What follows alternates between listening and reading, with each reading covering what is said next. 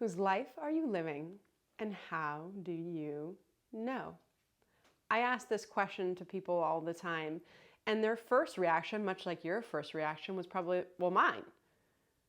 But then I'll ask them to think a little bit deeper. Whose life are you living? And then most important part of that question, how do you know? Because when we look at our lives, all of our lives are made up of constructs of our beliefs, and we have to get those beliefs more often than not from somewhere. So what are your beliefs about money? What are your beliefs about what you're actually capable of? What are your beliefs about what you are and are not allowed to do in this world?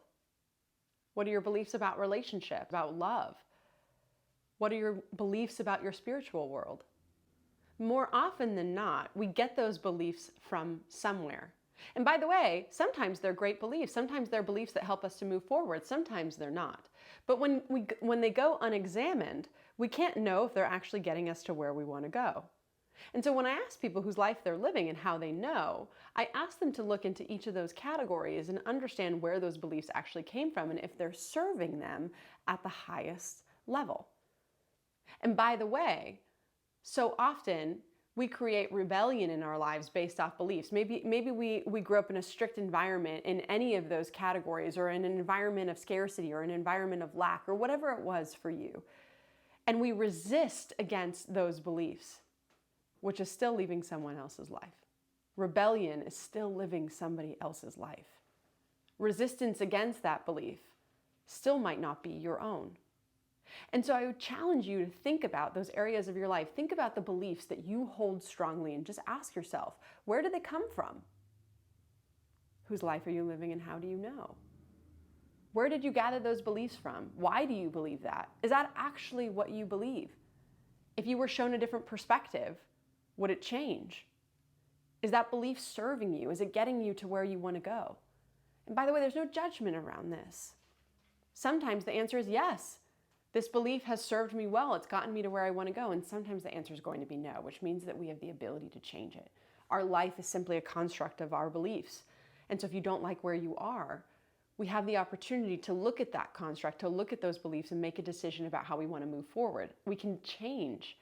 That's the gift of being human.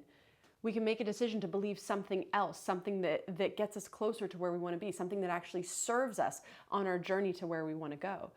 So when you think about whose life you're living, really think about it. Is it your life? Are the beliefs that you've accumulated, the beliefs that you really believe, things that you really hold dear? Have you questioned them? Do they get you to where you want to go? Are they in alignment with the life that you want to live? And if they're not, you have the ability to change them. Whose life are you living, and how do you know? What specific evidence do you have that it's your life? You only get one. Let's make it count by making it authentic. Let's make it count by making it our own. You have the ability to change your beliefs, which will change your reality. So if you don't like where you are, simply ask yourself whose life you're living and how do you know? I'm Nikki Miller. You're watching Life on Purpose. Thanks for watching. Subscribe to our YouTube channel to get regular updates on the videos that we send out. You can click the link below to get on our newsletter. We won't spam you. You can unsubscribe at any time, or follow us on Instagram at @TheNikkiMiller. And if you have questions or things that you want to hear about on this channel, leave us a comment below or answer our newsletter.